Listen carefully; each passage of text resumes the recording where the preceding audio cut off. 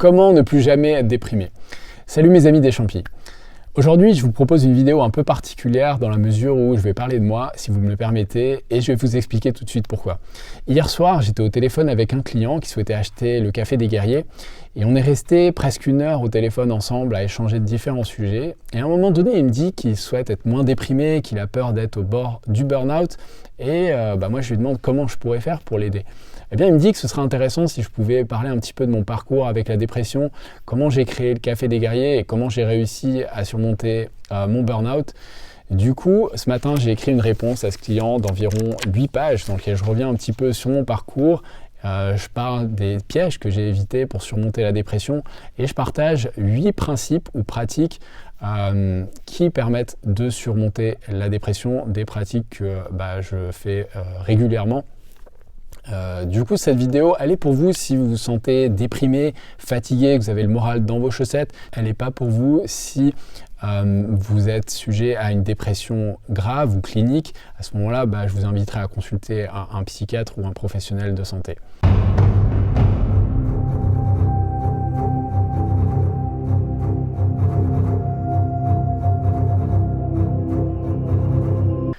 En 2019, je vis mon rêve d'être musicien, compositeur de jazz, sauf que j'ai l'impression d'arriver au bout d'un cycle. Je suis stressé, angoissé, j'ai une boule au ventre en permanence. Bon, il faut dire que j'ai un rythme de vie très chaotique, je me couche super tard, je bois, je fais pas d'activité physique et je mange comme un cochon. Et pour surmonter un peu ce rythme de vie, je bois des litres de café par jour, ce qui fait que je suis très nerveux. Du coup, je me suis dit que j'allais pas pouvoir tenir longtemps comme ça, qu'il fallait que je remonte la pente. Et j'ai décidé de créer une formule pour retrouver de l'énergie. J'ai étudié énormément de livres de différents systèmes de santé. Et un jour, par hasard, je suis tombé sur un livre obscur d'herboristerie de l'auteur Ron T. Gordon qui s'appelle The Ancient Wisdom of Chinese Herbalism. Il parle d'un système médical ancien qui est celui de l'herboristerie chinoise et de certaines plantes et champignons aux vertus tonifiantes. Et je découvre notamment un champignon, le reishi ou Guanoderma lucidum, utilisé par des moines taoïstes pour nourrir l'esprit.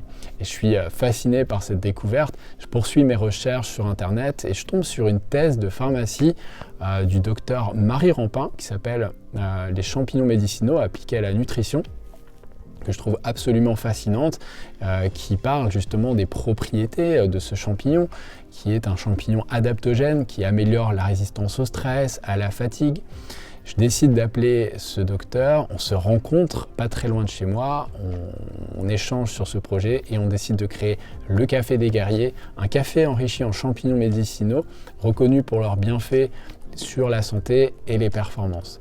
Mais une fois que j'ai dit ça, j'ai pas tout dit puisque effectivement, il y a tout un tas de choses que j'ai fait pour éviter de retomber dans la dépression, pour surmonter le burn-out.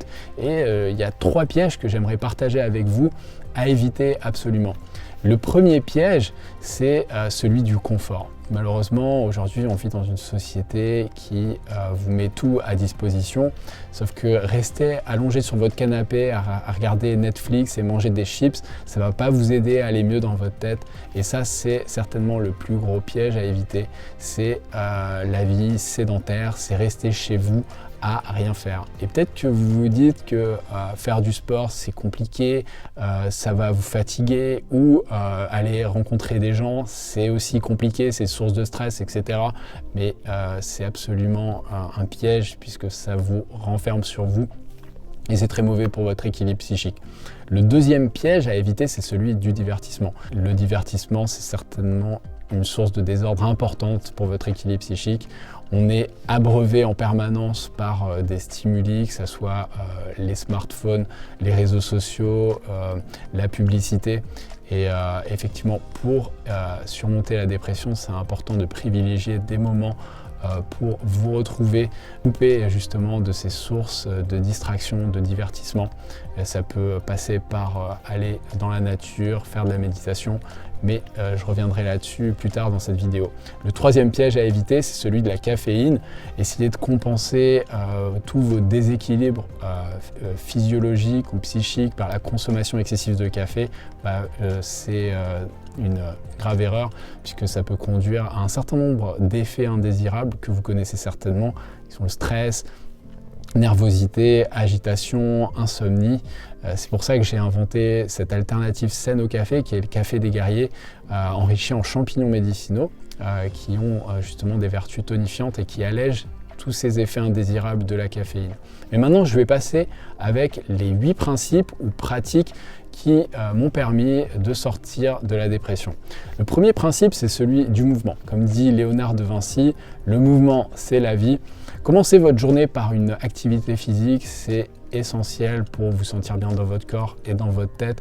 Moi, depuis que je fais du sport régulièrement, je me sens beaucoup mieux.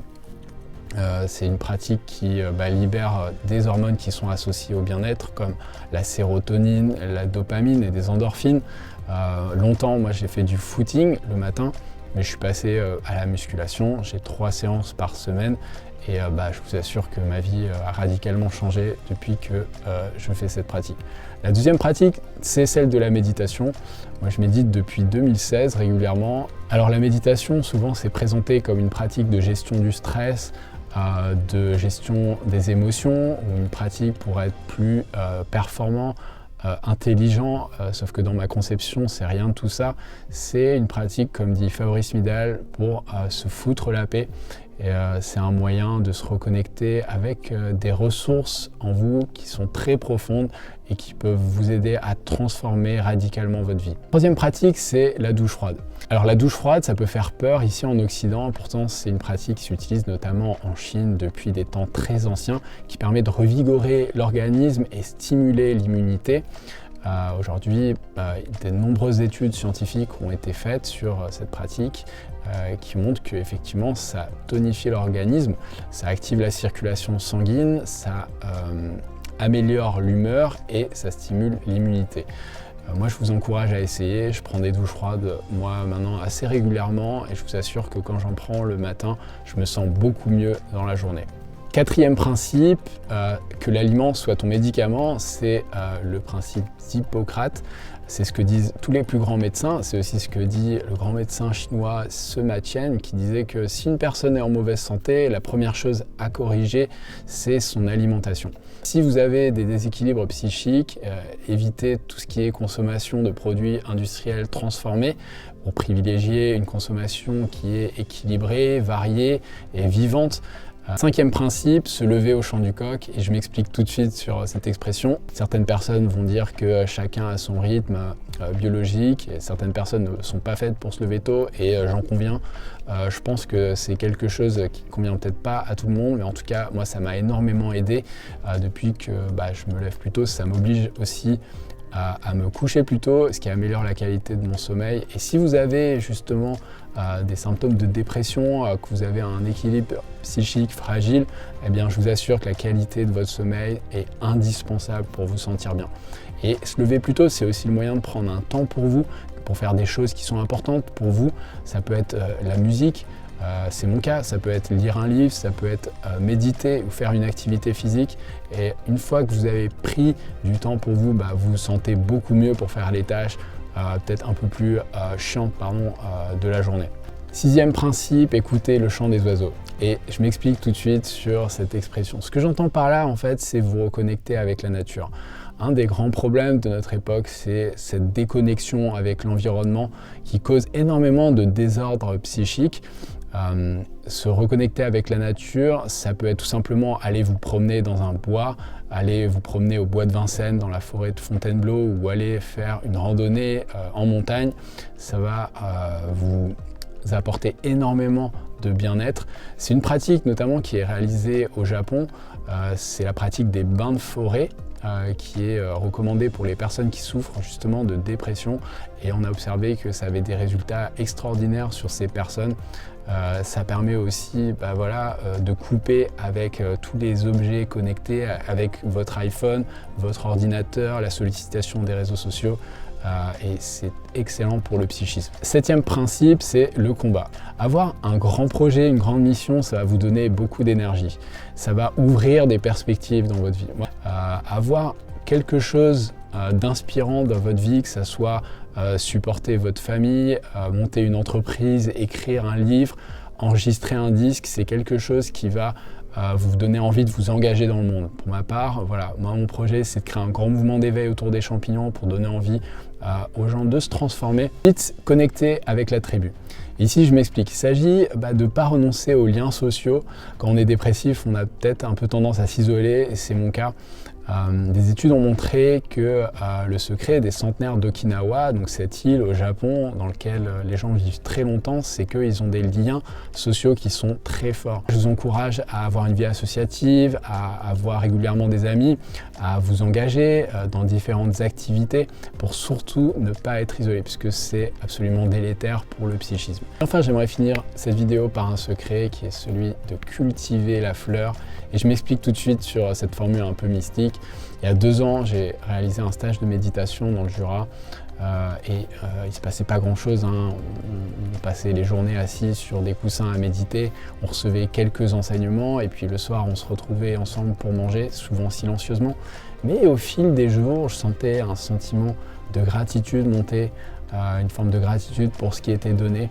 Et je me suis dit peut-être que le secret pour surmonter la dépression résidait là, dans cette ouverture du cœur pour ce qui est donné. C'est le secret de la fleur dans Le Petit Prince de Saint-Exupéry. C'est un espace ouvert en vous dans lequel vous pouvez sentir votre propre humanité, où vous vous sentez vraiment vivant. Voilà, j'espère que ce témoignage pourra vous donner envie de pratiquer la méditation. Si vous voulez que je développe un peu ce sujet, je pourrai en parler dans d'autres vidéos. Et voilà, je vous dis à très bientôt.